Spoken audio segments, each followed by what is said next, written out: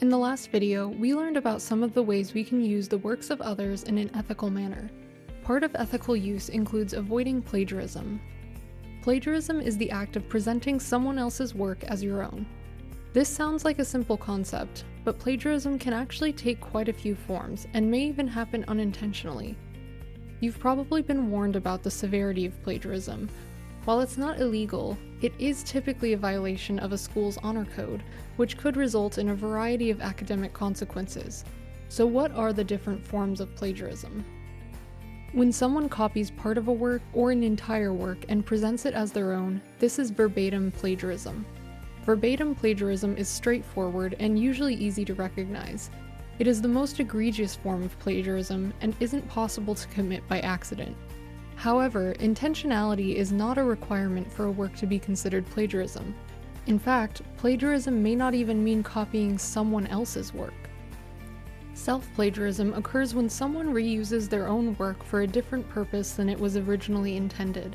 For example, a student might submit one paper from multiple assignments or reuse portions of a previous essay in a new paper.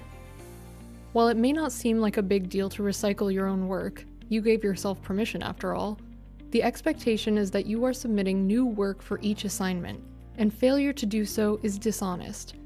In the publishing world, things get even more serious, and reusing work could even result in legal consequences. Bad paraphrasing and citations are another form of plagiarism, and probably the most common. This kind of plagiarism can vary greatly in level and severity, and may even be unintentional. Bad paraphrasing and citations might look like using someone else's work but changing words or phrases to make it your own, paraphrasing multiple sources without citing them and making others' ideas appear as your own, fabricating citations to make your work seem credible, only citing some sources, inaccurately presenting information from a cited source, citing sources but not providing your own analysis or point of view, making a mistake in a citation like an incorrect author or title, and leaving out parts of a citation, such as a page number. It might be easy to brush off something like forgetting to cite a source or making a mistake in a citation as accidental and unimportant. In reality, these things may not result in much trouble for you, but we need to understand why they are still considered plagiarism. It all goes back to the idea of scholarship as conversation. Scholars engage in conversation with one another through their publications by referencing each other's work and sharing their own ideas. As students, you take part in this conversation when you use scholarly sources.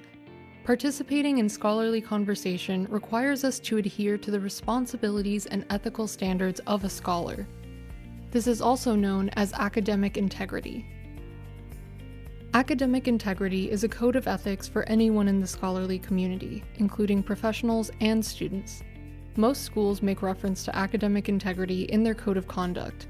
In such contexts, the focus tends to be on violations of academic integrity, like plagiarism and cheating.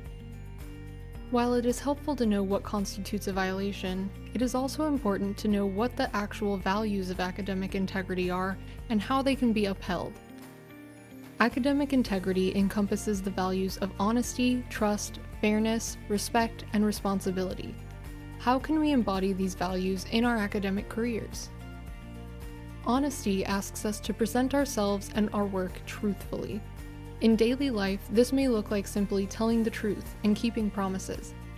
In an academic context, we can embody honesty by giving credit to creators by citing their work and using factual evidence to support our ideas.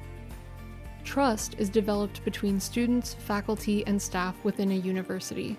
It encourages open collaboration and communication of ideas, and it is built with the help of honesty. In an academic context, we can embody trust by doing things like coming to class prepared and communicating respectfully and honestly. Fairness is defined as impartial treatment. Students, faculty, and staff are all entitled to fair treatment and should treat others with fairness as well.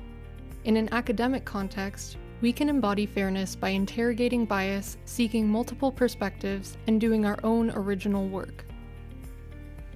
When we show respect, we meet others with appreciation for their unique ideas and perspectives.